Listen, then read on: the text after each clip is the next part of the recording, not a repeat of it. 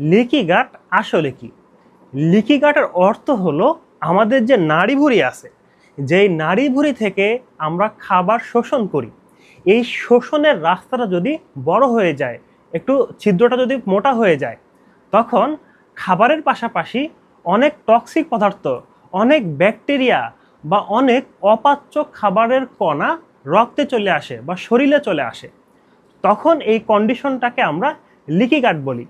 এখন এই নাড়িভুঁড়ি থেকে যদি ব্যাকটেরিয়া টক্সিক পদার্থ বা অপাচ্য খাবার চলে আসে, তখন এই খাবারগুলো আমাদের শরীরের স্কিনে এসে চুলকানি তৈরি করে।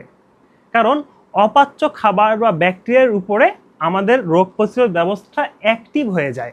এর পাশাপাশি এই টক্সিন বস্তুর কারণে শরীরের বিভিন্ন জয়েন্টে ব্যথা তৈরি হয়।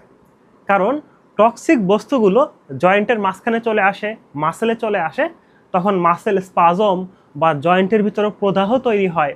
তখনই মূলত আমাদের বিভিন্ন জয়েন্টে মাসেলে ব্যথা হতে দেখা যায়।